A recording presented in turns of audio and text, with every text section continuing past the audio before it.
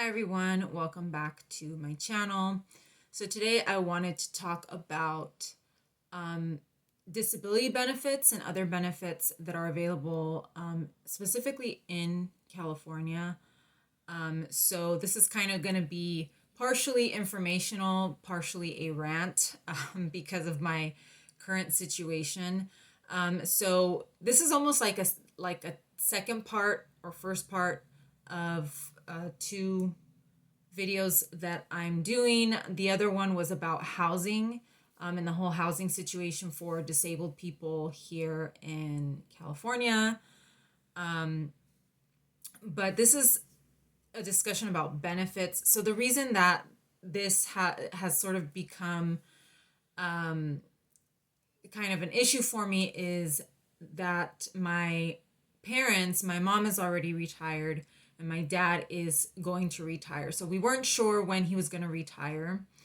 And he actually has set a date. So he's going to be retiring in 2022. And so that's going to make my living situation a little bit precarious. So basically, if you're in California, so people, when you retire, you get your Social Security benefits. If you're disabled and you happen to qualify, which the process to qualify for disability is pretty tough, and most people, I think, get denied several times. You have to get a lawyer. I did this process many, many years ago. I had a lawyer, and I was able to qualify. I think I also had just really good doctors that provided the information that was needed. So I am on Social Security disability. So that stays with me everywhere. Then it took a while to actually qualify for Medicare. I think I got divorced. Now, I think there's a certain amount of time, I think 2 years or something after you get your Social Security disability that you'll qualify for Medicare. But if you're still married, your spouse's insurance is like the first one, and then Medicare becomes secondary. But I was going through a divorce anyway, so I knew that Medicare was going to be my primary. So basically, your Social Security and your Medicare are nationwide, and you're good on that, regardless of where you live in the country. Now, if you're in California and you have under $2,000 of assets, so basically you have to be pretty broke, you have to be, poverty level. You also qualify for Medi-Cal, which is the state medical benefit. And that also qualifies you for in-home supportive services, which is basically having a caregiver that, provides care for you, cooking, cleaning, and of course, in some cases, even, bathing, personal care stuff. So that means that person gets paid. That could be a family member. You could designate a family member as your caregiver, or you can hire someone. They'll give you a list, and you can hire someone to come and be your caregiver, and they get paid by the state. So that is a state benefit. There are also food stamps, which is called CalFresh here in California. Again, you have to be literally poverty level. I think even less than $2,000 in assets. And I mean, you really have to be broke, super broke, in order to qualify for a lot of these. And if you have like $2,001 in your account, they will take a lot of these benefits away from you. Also, too, you don't have co-pays and stuff, because if you have Medicare, you still have co-pays and you still have a deductible that you need to meet, unless you are poverty level, which then qualifies you for, it's another program where you don't have co-pays when you go to the doctors, and you don't have the deductible because you're so broke that you can't afford it. So my dad is going to retire, and so it's not only creating a different situation for me as far as these benefits, it's also creating a situation for him, because he is not Medicare age yet. So he can retire, but you don't get Medicare until you're 65 or disabled like myself. So that poses a really puts us in a very difficult situation because we are still in the middle of a pandemic. Obviously, he could get into a car accident or any other kind of accident, and he would need medical attention. So what do you do? You can, if you are in a similar situation like that, there are social workers. I think they have Kaiser. There are social workers at Kaiser that can connect you with services or tell you your options. And he actually does have options. So if you're here in the state of California, you qualify for Covered California. Obviously, there are different tiers. The more expensive ones are going to have, I think, a lower deductible and more coverage of stuff, and the cheaper ones are going to have probably a higher deductible in case you get into an accident.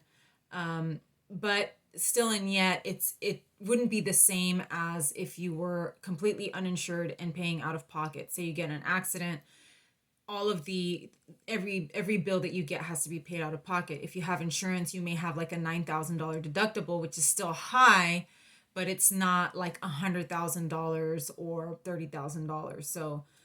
So he does qualify for that, and I think that is why he made his decision to retire, because that we were kind of, both myself and my mom were like, don't retire, because right now they have medical insurance through his work, and again, the pandemic, things are getting better, and things are progressing pretty well here in California. People are getting vaccinated, but we're still in the middle of a pandemic. Anything could happen. If he had to be hospitalized, my mom's like, we'd lose the house because we would have to use the house in order to pay for hospitalization.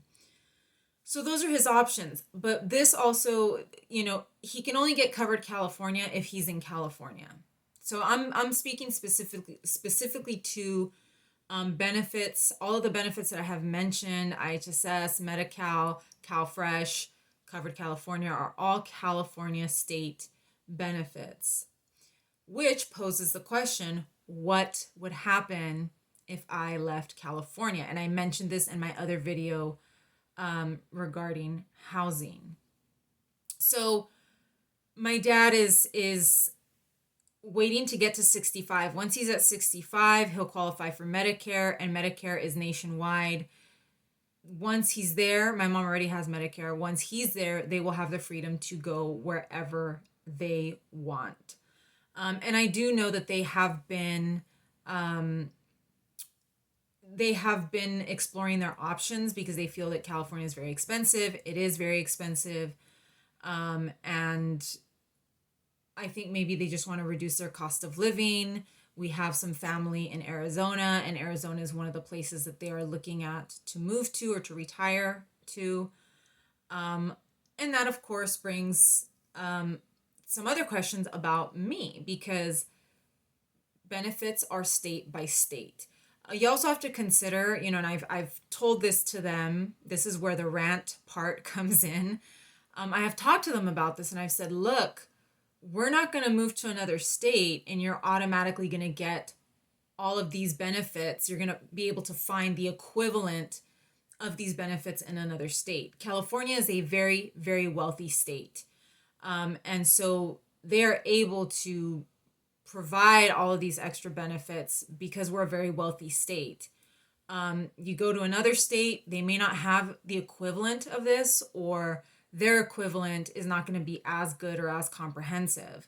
As far as I know, IHSS in Home Supportive Services is a California state program, and they're getting compensated. My designated caregiver is my mom, and she's getting compensated pretty well for being my caregiver.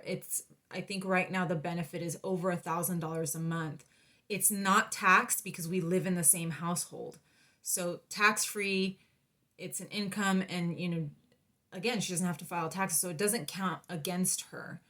So that's a big one. You're making, you have some extra money coming in to pay your bills. And if I've mentioned it to them, if you move to another state, don't expect that that's going to go with us. That's not going to go with us. It's a California state benefit. And, so that's one point of tension, where I've brought up to them, that things are going to be different. And obviously going through the entire process, it's not easy to go through the whole application process, and to qualify, and it's very annoying, it's very stressful, especially if you're a disabled person, to go through all of this to qualify, so that someone else can get paid to take care of you. So I'm really not looking forward to going to another state and somehow trying to dig up something so that they can get compensated. And on top of that, I would be losing Medi-Cal, which is, I don't really use my Medi-Cal because I have Medicare, but sometimes Medi-Cal is, since it's your secondary insurance, it'll pick up the tab where Medicare doesn't, right? Where Medicare stops, Medi-Cal will pick up the tab.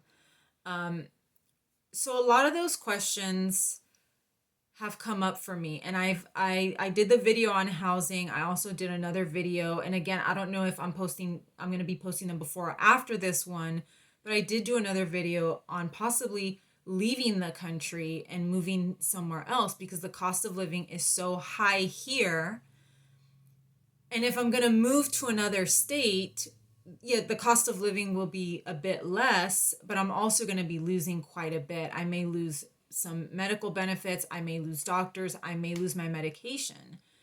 And right now it's looking like I have 2 years to really think about it and consider my options, because like I said, my dad is not going to qualify for Medicare for another couple of years. If he's uncovered California, he has to be in California. Also through IHSS, if you are a caregiver for a family member, you can also qualify for health insurance if you're an IHSS caregiver. And again, if you move to a different state and you lose IHSS, your caregiver can also lose their medical insurance if they're getting medical insurance through their employment with in-home supportive services. So that also poses, an additional question. Right now they're not getting medical insurance through IHSS, but that can be another factor. So I start thinking about those things. Moving to another state could be the equivalent of moving. It could be the same thing as me moving to another country, because a lot of these benefits are going to get lost. There's a possibility of me even losing my medication and my doctors. So I have a couple of years to really plan, and figure something out, which is why I've been looking into other, regenerative therapy, stem cell therapy, something that could possibly get me off of my medication. Maybe, I have no idea, or get me to a better physical state where I can, I don't know, do something. I really, right now I'm in the early stages of figuring it out. But I do think that I don't know much about the benefits in other states. If you guys are in other states and you know what other states provide for their disabled citizens, leave it below in the comments. It would be really interesting to see the difference, because as far as I know, California is a very, very wealthy state. I think right now we actually have sort of like a surplus of money. And so, a lot of people have been getting extra stimulus payments from the state of California. I'm not one of those people. Unfortunately, I got the first stimulus payment and they were like, that's it. You don't need anything else, which I think is, completely nuts, because disabled people are on a fixed income, and you have these families that are still working and they're getting, stimulus payments. They're still getting stimulus payments. But yeah, California is one of the wealthier states, so I can only imagine what a different state, what benefits they don't have that California does have. And so that's one of the things to consider if you are chronically ill, if you are disabled and you're planning a move. Think about where you're moving to, because chances are you could lose benefits. You could lose some pretty crucial benefits if you get Cal Fresh. I don't know what the like food stamp situation is in other states. Housing, talk about housing in another video. Housing is not great in California. I imagine it's even worse in other states. Being that California is a very wealthy state and we still have a homelessness situation here, I can imagine other states it's much worse. So, housing is like basically non-existent at this point here in California, especially if you are disabled. So, those are things to think about. That's what makes it very difficult. And I think a lot of people don't consider these questions. Non-disabled people don't consider these questions when they think about disabled people, that our options are very limited and our options are tied to our condition. For me, I have a condition that requires medication. I'm on that medication now. It took me a very long time to get that medication. I am doing everything possible not to lose that medication, especially in the middle of a pandemic, because it's also medication that could help me survive COVID should I get sick. So the thought of losing that medication right now is pretty scary. Like I said, unless I find a substitute or something else that could replace that medication, which at this point, I don't have many options. So consider those things before you move. People will make comments like, California is a dump and there's so much homelessness and, people just need to leave California. Well, some of us can't. We really can't. I have a doctor at UCLA. That's my prescribing physician. And, I have a doctor in Newport, which I've had for many, many years. She's one of the doctors that has helped me the most. They can do telemedicine visits, but again, if I move to another state, my medication comes from a specialty pharmacy. It's not something that I could just get at any pharmacy. And so they contract with pharmacies in their general area in LA County. And if I go somewhere else, the prescribing physician would probably have to be in that state, and there are different regulations state to state. So those are other things to look at. But that we don't have a lot of freedom. I know a lot of people talk about freedom here in the United States, but disabled people do not have the same level of freedom as other people who are healthy, who don't have, any major medical issues or chronic conditions. Our freedom to move around physically and, geographically is incredibly limited. And I have a better understanding when I see, a homeless person, people that use oxygen and people that have these chronic conditions. And I think to myself, why don't they leave? Why don't they go somewhere where it's less expensive to live? Well, they may have a physician, here in this state that is prescribing this stuff, and they may not be able to get the same attention somewhere else. I mean, we have some really, really great doctors here in California. And actually in the past, when I have researched physicians, even considered to switch from some of my doctors, a lot of specialists are along the coasts. For whatever reason, a lot of these, specialty doctors, whether it's a Lyme literate physician or integrative doctors, they're along the coast, along the East Coast, along the West Coast. And so people from the Midwest or from the middle of the country, they actually have to travel outwards in order to find doctors that specialize more in complicated or conditions that other doctors really don't want to treat. So geography is a huge one. And also you will see in my video on stem cells and like regenerative therapies, you have to go out of the country in order to find that. There are some doctors here in the US that are doing these procedures illegally, but you also have to travel to find them. But for the most part, regenerative medicine, stem cell therapy is out of the country. So it makes it very difficult for us to find alternatives or to find something else. And, it's before you criticize someone and before you tell someone, hey, you live in a dump, you live in this horrible state where there's a lot of homelessness, it's like, well, there's a reason for that. There's a reason people don't leave this state, even though they're on the verge of homelessness. And a lot of it could be because of the medical care, because of the weather. That's another consideration. I can't deal with very, very hot weather. So moving to the desert, could make a big difference for me in my general health and well-being.